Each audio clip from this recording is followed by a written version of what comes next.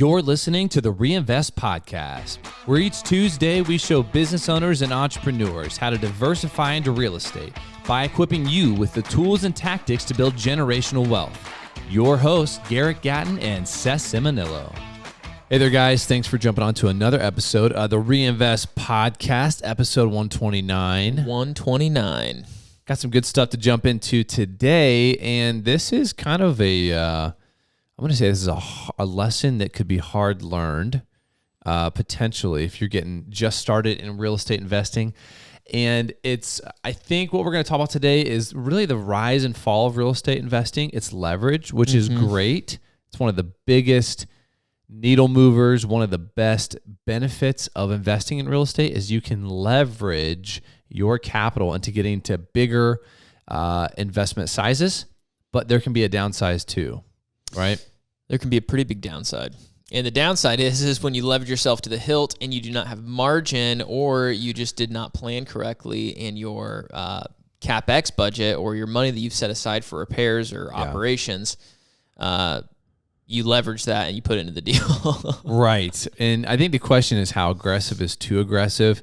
There's a spectrum of risk tolerance, but there's a point where you move from like conservative to risky to like irresponsible. Right. And sometimes it's hard sometimes we flirt with that line. Sometimes you move pretty quick. Things can move pretty fast. And so when you're starting out, you just don't know what can go wrong. And maybe you're a small enough, outfit that you're like, okay, I can wrap my head around the CapEx or the unforeseen expenses that would come up with one property. But what happens when you get to 10, 15? What happens when you buy an apartment complex that now is in the commercial sector of real estate? You're moving into a different level and scale of what could go wrong. So we want to make sure that you guys don't do that you use the leverage that's there to your benefit, but not overextend yourself. And we're going to go over really four ways of making sure that you're well capitalized and the benefits of that. Because really the question is, how aggressive is too aggressive? Everyone wants to have as little amount of cash in the deal as possible, because obviously that's going to boost your numbers. It's going to be a higher return. If you can spread your capital to more deals, the potential, the risk, to make more money. So that all makes sense. But how aggressive is too aggressive? How do we know when enough's enough? Well, let's start with this. Why is it important to be well capitalized when you are a real estate investor? And number one, it helps you on the buy side, the advantage of speed and certainty in a competitive market. We just came through and are still kind of in a very competitive market. Low supply of deals, and you have to be able to move quickly. We did last episode, how do you make offers with confidence? Part of that's knowing the market. Part of it's making sure that you have a way to fund the purchase. Yeah. So if you have adequate cash on hand, you're going to be able to move into a deal that comes your way with confidence and capitalize on that opportunity. But to make strong offers, and you'll be able to differentiate yourself. From a real estate agent perspective, what are some ways you see investors being able to differentiate themselves based on whether it's a cash purchase or their ability to close with certainty? Yeah, if you are cash and have the money in the bank, from an agent perspective, it seems much more certain that you'll actually fall through and close on this rather than rolling the dice and going through the loan process, because there's just a dozen things that can happen in that process that would cause you to not be able to get financing or for you to back out of the deal. And so typically, if you have the cash, you're moving faster. It's a closer window, less time for something to go wrong on either side of the transaction. And it gives the sellers confidence. And the same things for single-family house or a larger portfolio of properties or a multifamily, complex. If you have that cash, it just gives you more credibility, more negotiating power, and more certainty on the close for the seller. And we'll talk about on point number 4, what are some different ways that you can, quote unquote, be well capitalized? Doesn't mean you have to have $100,000 or $250,000 cash liquid sitting in the bank. The answer is no. There's other ways to have that insulation to absorb unforeseen things. So we'll talk about that later. But So it really helps on the buy side because you become a more competitive and aggressive buyer in a tight market. The second reason why you want to be well capitalized as an investor is you want to avoid those deal killers and what happens when a lack of capital costs you the deal. As we talk about reinvest capital, the money that we need on hand to even go through the due diligence process to buy an apartment complex is way different than what you need to buy a single family house. Right. I mean, the due diligence on something, on a big deal like that, I mean, could easily be $10, $20, $30, $40, $50,000, just depending on how big the property is, what's the level of due diligence that you need to do. And so if you're so strapped and you're so leveraged that you do not have any of that cash on hand, those deals won't even be an option for you. Yeah. Or you're going to be scrambling to try to find some money to do the due diligence, and then you're just in a whole nother situation. So this is a good segue into talking about a real case study of how we came into a larger deal undercapitalized. And you always hear people say, hey, you don't want to get to the point where you're having to utilize your cash flow as a way to service deferred maintenance, things that go wrong. You don't want to have to pull from your cash flow to do that. If you're doing that, you probably didn't underwrite the deal properly, or you didn't have enough money to start. Well, because it's not really cash flow at that point. It's your maintenance budget. Believe me, I've looked at a budget, that we built and been like, oh, well, we're already past our maintenance budget for the year, and now we're just trying to execute a business plan out of cash flow. Right. And then that's not a great place to be. So this was probably 2020, I think. This was the first syndicated deal that we ever did. And you were at the brokerage, but early on. I don't think you got in on this one. We did, it was a crash course. And if you're listening to this podcast episode, you've probably been in that spot before where you kind of step out over your skis, you're trying something new, and you just have to learn. You're building the plane in the air, so to speak. So it was a scenario where we had a client that had stabilized a portfolio of around 25, 26 units, and they were going to take these to market. And long story short, we saw an opportunity to be the buyer on it and put this group of investors together to purchase it. And when you're starting out and you're using other people's money, you have to offer them a return that's enticing enough for them to jump in on the deal.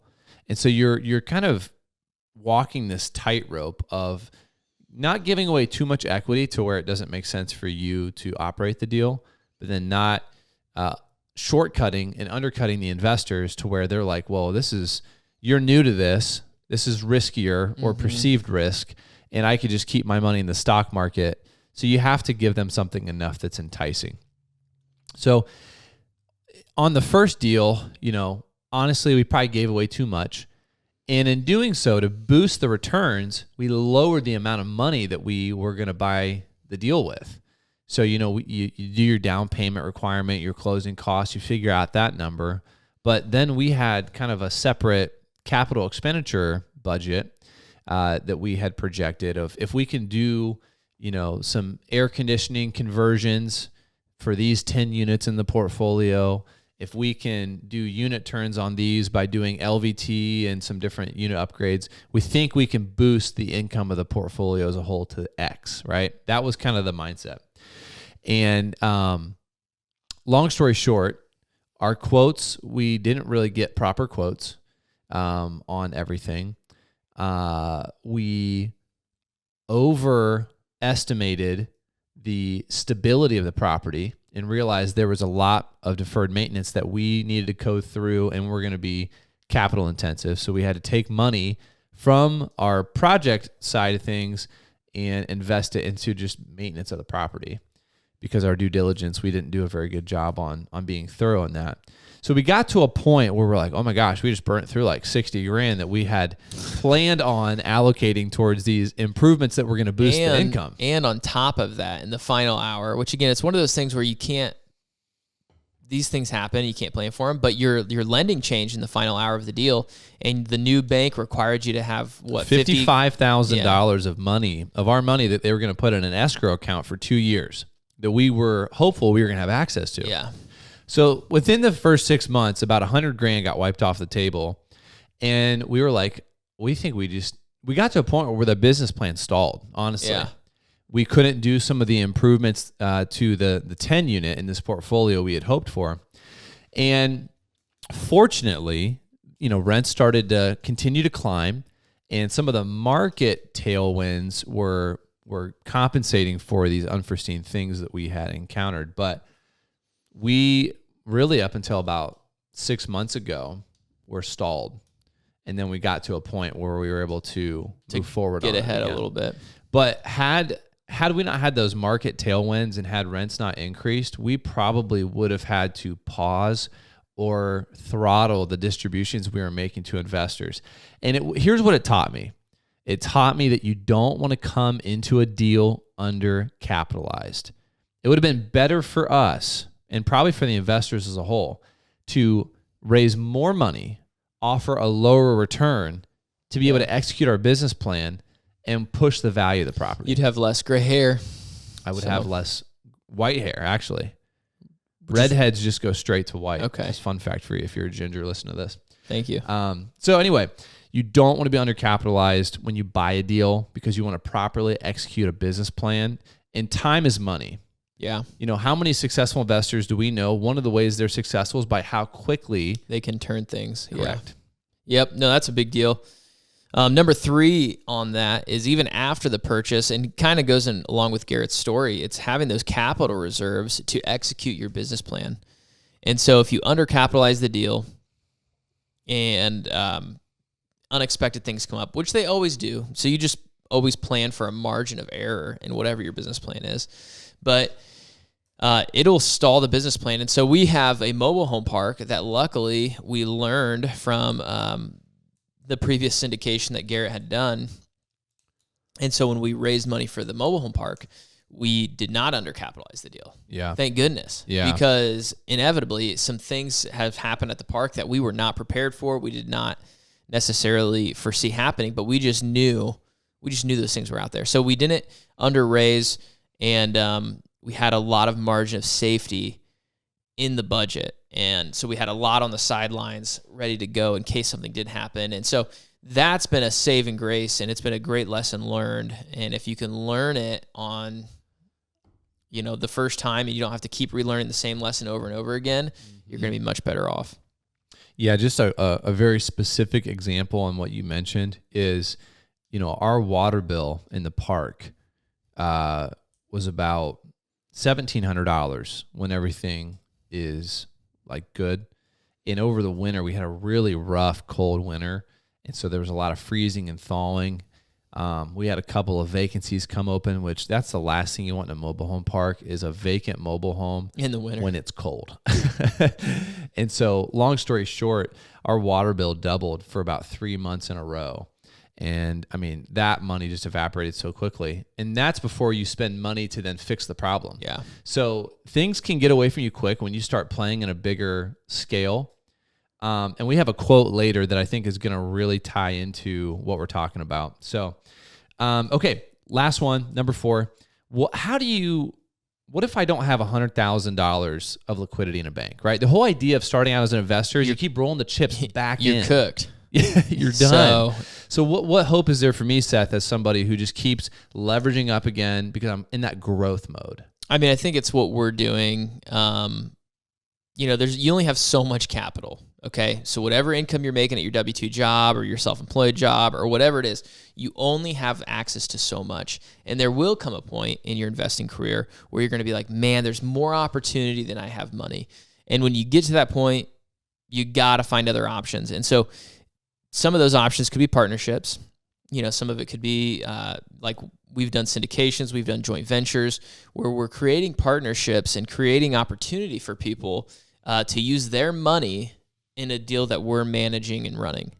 And so some other good options, I've done this. You get a credit line, whether you like debt or not.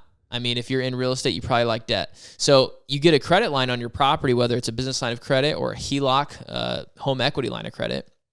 And you can use that to have extra cash reserves on hand in case a deal comes along and you can be liquid for it.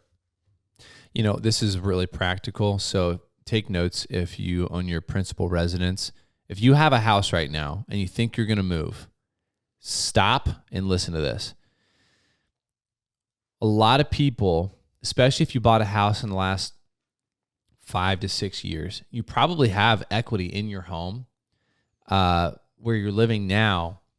And if you think you're about to move, we've helped a number of people do this who are going to keep the house, maybe their starter home. They're going to keep that starter home as a rental. Open a line of credit, a HELOC, on that property before you move, because the bank will give you more favorable lending limits on the equity you can utilize from your house if it's your primary residence. Right. So open it and then move and keep it as a rental. And then that HELOC stays on that property and you have more access to that to use for projects that come up. Why it makes sense to do a HELOC is we're in a high interest rate environment from where we were in the last 5 years. So if you refinanced or bought in the last 5 years, your rate's probably lower and you don't want to refinance to get your equity out. You should just do the HELOC, and that way you're only paying for what you need to use at the time. Yeah. And you just be smart about it. Don't be wild and go buy a new car or something with your HELOC. Don't be dumb. That's not a good investment. Well, and the difference between a business line of credit and a HELOC is the HELOC's more long-term, and because the bank perceives that as less risk to them. So they'll let you maybe have that open for 10 years without doing an annual appraisal or requirement for you to bring those funds back to zero. So like for Which right is pretty now, sweet. My in-laws have a HELOC on their house, and we just learned they pay an annual fee of like $75 or $85. We have a business line of credit on some properties that we own, and it costs us $1,000 a year to keep that business line of credit open, whether we use it or not. And they review that annually. So you just get more favorable terms if you can use that on your principal residence. That's definitely a timing thing that could have a big deal for you starting out to get access to money. So, all right. So hopefully this was helpful for you guys. In recap, have a margin of safety in your deals, whether it's a flip, whether it's a buy and hold rental, because guess what? Even in the single property, it can really mess you up if you're new.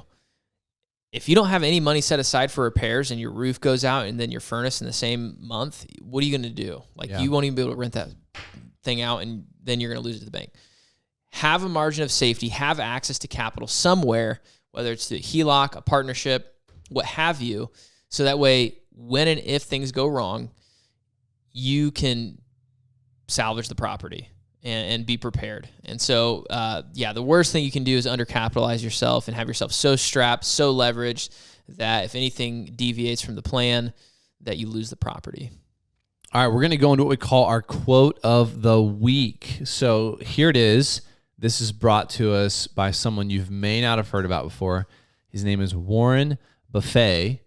And nice. I'm just kidding. Warren Buffett, you read the book. I read a book by he didn't write the book, but it's an authoritative biography. It is of his life. Yep. And he says, obviously he's said a lot of great things, but here's one that comes from him. Risk comes from not knowing what you're doing. Yeah, and that's the truth. Which, let's just all be honest, when you start into something, it's riskier because by implication, you don't know what you're doing. Yeah. I would comment on this from a couple of angles. Number one is education is one of those things that's always available and is for free. Yeah, now with podcasts and YouTube and, I mean, literally just anything, even like ebooks now are super cheap. So you can get out there and learn. Get out there and be educated. Doing and the repetition of doing reduces the risk that you expose yourself to in real estate investing. The last thing I would say on this is don't get cocky, because if you kind of rest on the fact like, oh, I've done this before, there needs to be a humility there and kind of this commitment to always learn and grow, because that's when you put yourself at risk as well. Yeah. Is when you get sloppy. That deal that we talked about, I'm not saying that we were sloppy on it. I'm just saying that the 26 unit, I think overestimated the fact that we were full-time real estate agents and maybe did not do a due diligence as thorough as I would now, knowing what I know. Yeah. And it came from maybe having an air of like overconfidence about being an agent. So, just make sure you're staying humble, staying hungry, and educating yourself, getting those repetitions, and that risk will diminish. So anyway, all right, guys, thanks for tuning in. As always, excited that you joined us for another episode of the Reinvest Podcast. If you want to learn how you can use your hard-earned capital to diversify into real estate, go to our website, reinvestcapital.us, and shoot us a message. Move farther, reach higher, and grow deeper.